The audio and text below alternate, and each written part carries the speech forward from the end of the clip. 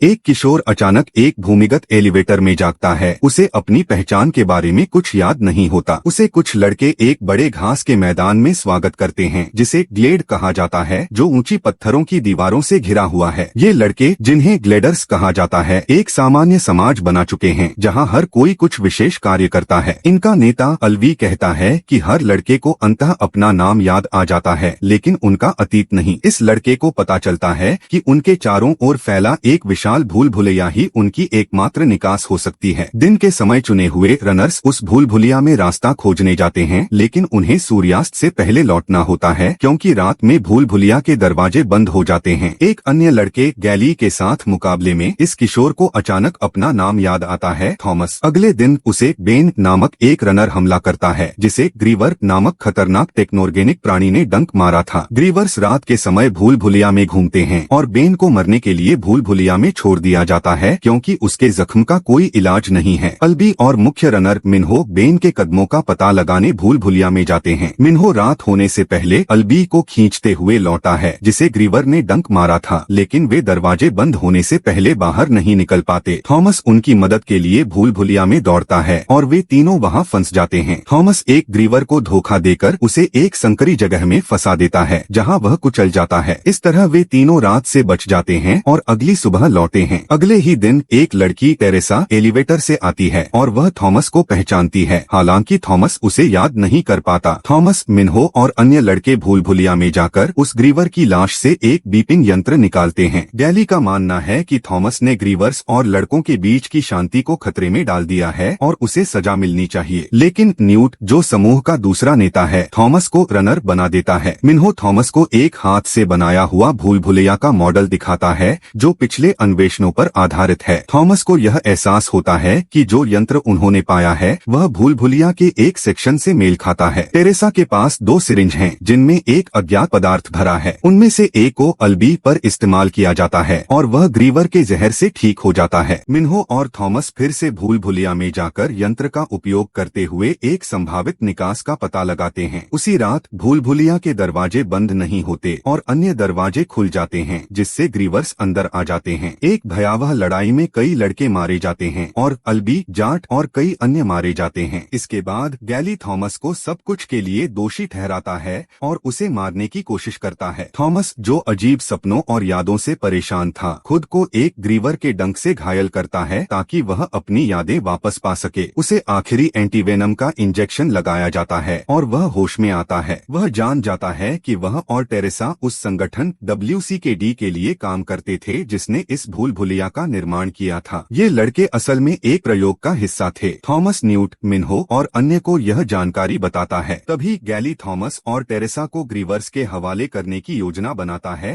ताकि शांति लौट सके, लेकिन कुछ लड़के उन्हें बचाने के लिए खड़े हो जाते हैं। वे भूल भुलैया के अंदर जाने की कोशिश करते हैं और बाहर निकलने का रास्ता खोजते हैं। भूल भुलैया से बाहर निकलने के बाद वे एक लैब पहुंचते हैं, जहां मृत वैज्ञानिकों के शव बिखरे पड़े हैं। एक वीडियो में एवा पेज नामक महिला बताती है कि एक विशाल सोलर फ्लेयर और फिर एक खतरनाक वायरस ने पृथ्वी को तबाह कर दिया था। यह वायरस फ्लेयर कहलाता है और ये लड़के एक इलाज ढूंढने के लिए एक प्रयोग का हिस्सा थे। वीडियो में पेज खुद को गोली मारती दिखती है, जबकि लैब पर हमला हो रहा होता है। तभी गैली, जो ग्रीवर के डंक से पागल हो चुका है, अचानक एक बंदूक के साथ आ जाता है। वह जोर देता है कि सबको भूल भुलैया में ही रहना चाहिए, लेकिन मिन्हो उसे एक भाले से मार डालता है। चक गैली की बंदूक से गोली लगने से मर जाता है। तभी नकाबपोश सैनिक आते हैं और बाकी बचे हुए लोगों को एक हेलीकॉप्टर में ले जाते हैं, जो उन्हें एक बंजर रेगिस्तान और बर्बाद हो चुके शहर की ओर लेकर जाता है। अंतिम दृश्य में वैज्ञानिक, जो मरे हुए माने जा रहे थे, एक कमरे में फिर से मिलते हैं। एवा पेज कहती है कि प्रयोग सफल रहा और अब वे दूसरे चरण में प्रवेश कर रहे हैं।